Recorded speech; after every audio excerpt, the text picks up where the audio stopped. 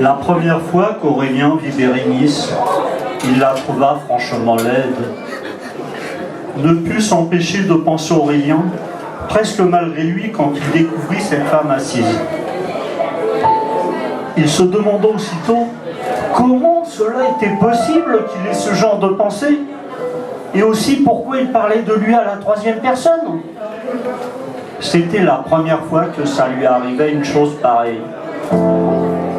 Et puis, il fut bien obligé de lui parler à cet être, pour lui demander si elle pouvait se décaler, pour le laisser s'asseoir dans cette salle de spectacle bondée.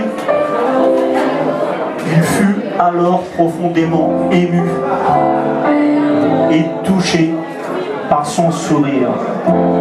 Un sourire qu'il trouva sincère et attirant. Si bien que troublé, il regarda tout le spectacle sans le voir. Ce spectacle de Louis Aragon, le fou d'Elsa, dont le tout Paris parlait. Il voyait le spectacle sans le voir, parce que lui, troublé, perturbé, il essayait pendant toute la durée de la pièce d'observer sa voisine, tout en gardant les yeux sur les comédiens. À peine le rideau tiré, il l'invita poliment dans un salon de thé, à côté du théâtre. Sous prétexte qu'elle s'était décalée et qu'elle avait dû, de ce fait, être moins bien placée, et donc voir un peu moins bien la pièce. Elle lui sourit à nouveau. Il trouva, avec ce second sourire, davantage de charme encore. Elle, d'accord, ils sortirent ensemble et se rendirent alors au salon de thé. Aurélien fut surpris, car elle y prit un café serré.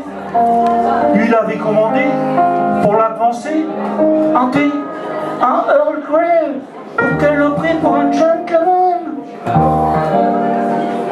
Elle lui dit s'appeler Bérénice. Lui avait-elle apporté en plus de son sourire le ton de divination? Il l'avait nommée Bérénice en pensée avant même de connaître son nom. Il fut agréablement surpris quand, après quelques échanges, courtois mais intenses, elle l'invita dans sa chambre de bonne, au 7e étage d'un immeuble bourgeois, à côté de l'opéra. C'était, disait-elle, pour lui lire Les yeux d'Elsa. Un poème de Louis Aragon également. Vite arrivés tout de là-haut, et sans reprendre leur souffle, elle debout et lui assis, elle le lui récita avec le cœur et la manière.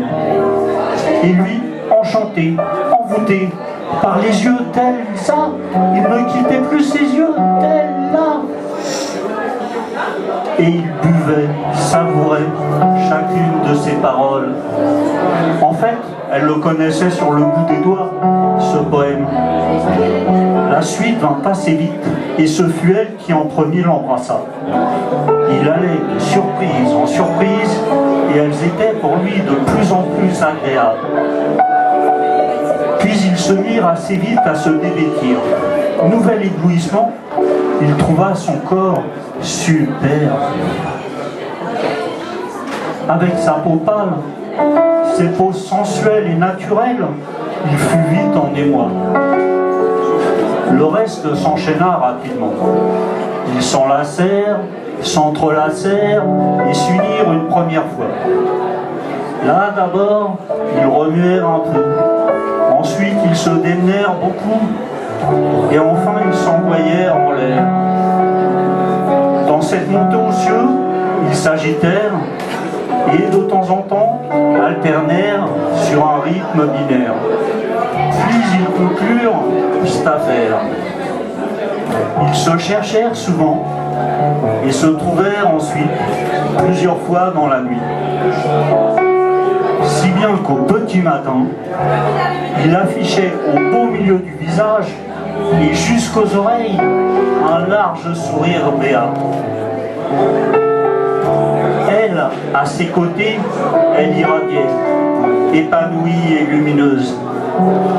En rentrant chez lui, il vit en premier ce livre reçu la veille. Il l'ouvrit à la première page, et là, il comprit toute l'histoire.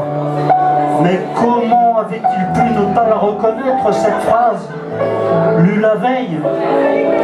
La première fois qu'Aurélien vit Bérénice, il la trouva franchement laide. Il referma alors lentement ce livre, Aurélien, et, songeur et heureux, il pensa, jusqu'à ce qu'elle lui sourit.